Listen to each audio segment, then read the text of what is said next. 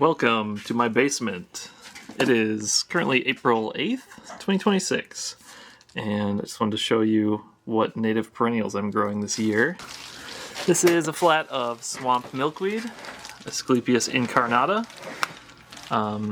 These I'm going to give away and maybe surreptitiously plant in some degraded, abandoned public areas nearby that have been overtaken by teasel.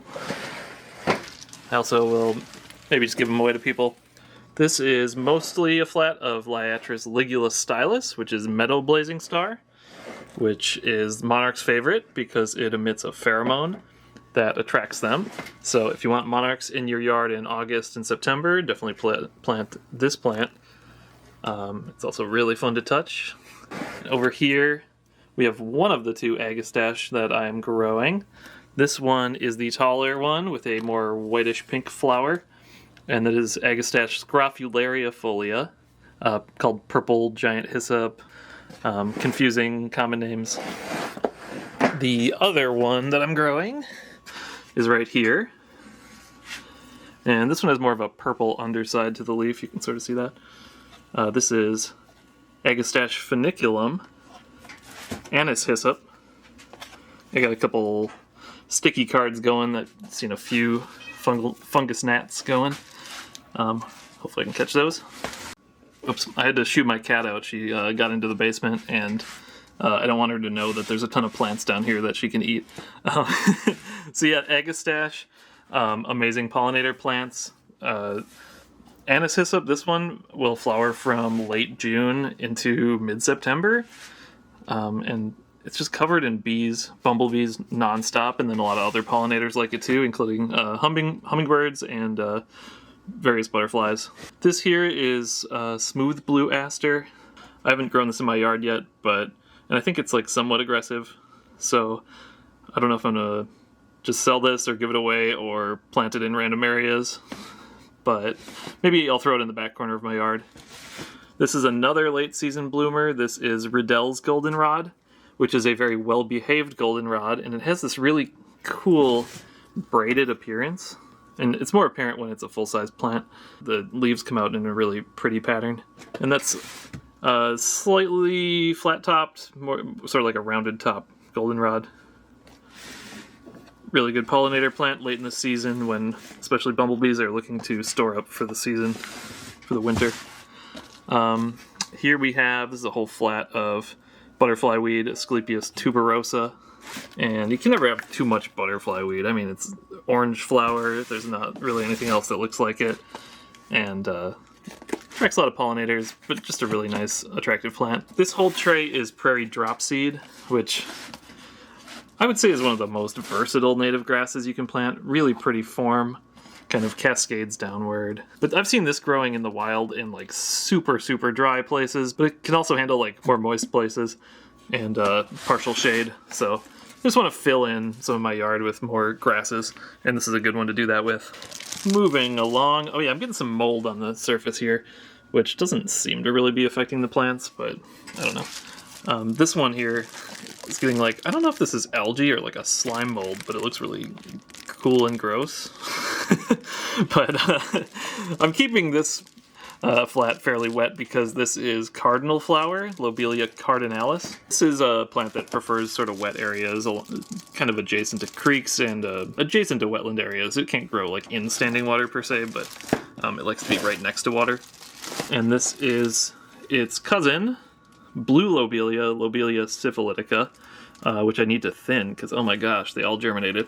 But that is a nice blue flowered plant, which there aren't a lot of natives of, and that one's really pretty and liked by a lot of pollinators. Let's see, this was one of the first flats I started. That was on March 9th, so this one's, yeah, about a month old right now. I've got some interesting stuff going in this one. The most interesting, I think, is Pasqueflower, and these took a long time to germinate.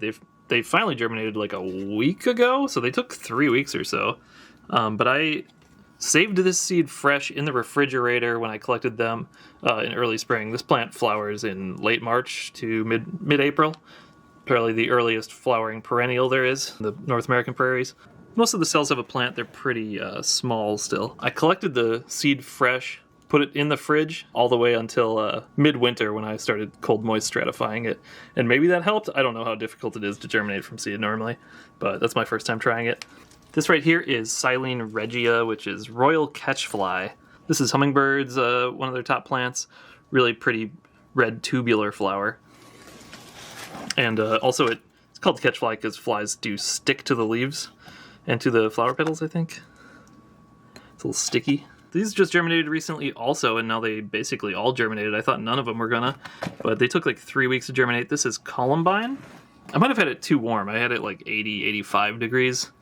And maybe they like to germinate cooler, but yeah, this is Columbine. I had a couple things that did not seem to germinate at all. Oh, there's a spider. Ooh, crabby spider. Hello. Doing some hunting for fungus gnats. Cream Gentian, I don't know if the seed was good. I got it at a seed exchange, so none of those germinated. I don't know if they're difficult to germinate, but I did a 60-day stratification, I think. And then for some reason, my Zizia aurea, which is Golden Alexander's, that did not germinate either, which I grew it last year, and they all germinated. So I collected seed from my yard. Maybe they weren't pollinated, or maybe I collected them too early. And then another one I had trouble with. This is Anaphalis margaretacea? Is that what it is? Pearly Everlasting. And I see one, maybe that's one, or maybe it's something else. I can't tell. But those didn't germinate well. I've never tried to grow it from seed. I don't know if the seed was good. I collected it maybe too early. But other stuff that's growing in here, this is a Figwort. I grew both and I just collected the seed, but I think this is probably the late Figwort. So this is Scrophularia, is that Marilandica? And then here, this one that germinated very completely, this is Penstemon hirsutus, which is just like a small, pretty versatile penstemon, also called Beardtongue. This one can grow in shade, sun, hot spots, dry spots, or moist spots. Then we have, this here is little Bluestem. This didn't germinate very well either. I don't know why that is. Got some decent germination.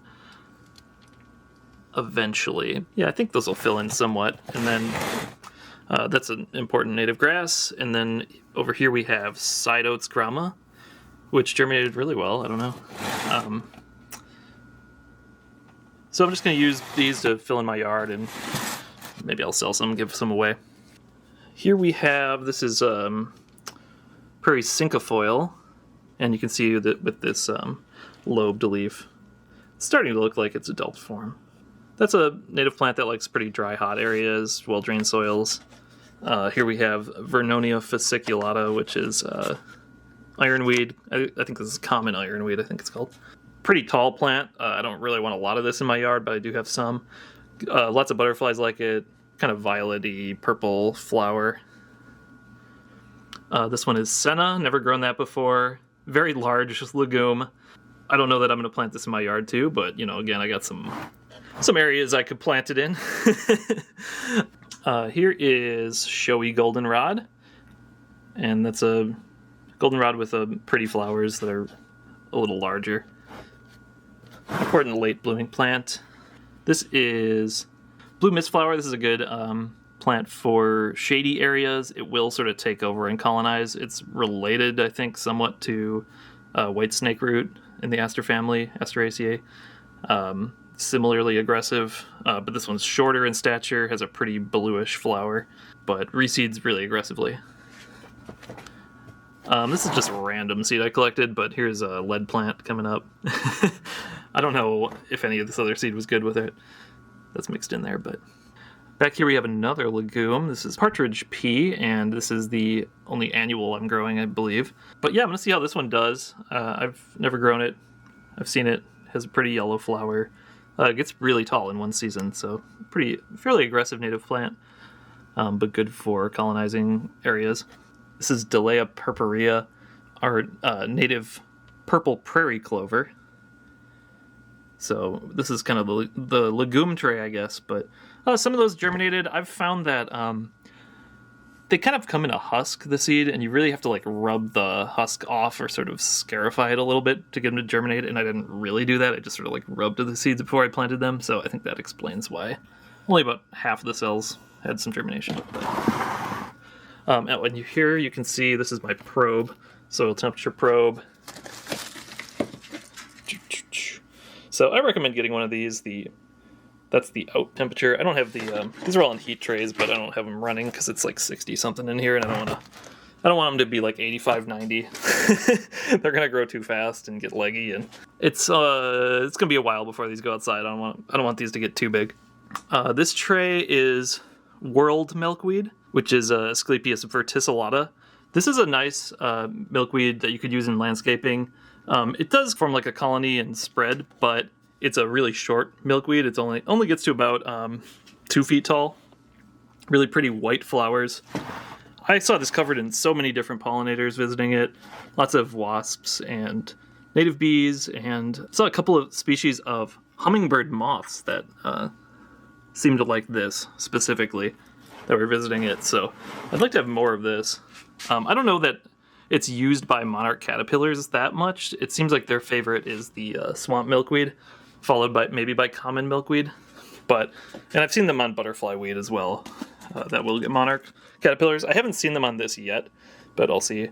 And this, I think it's kind of an underplanted milkweed, so I'm growing a bunch of them. I'll probably pot these up into like a larger cell at some point, maybe into like a 2-inch plug pot or something. And I'll probably just give a lot of these away and use them to fill in spots. But yeah, so that's what I'm growing here in 2026.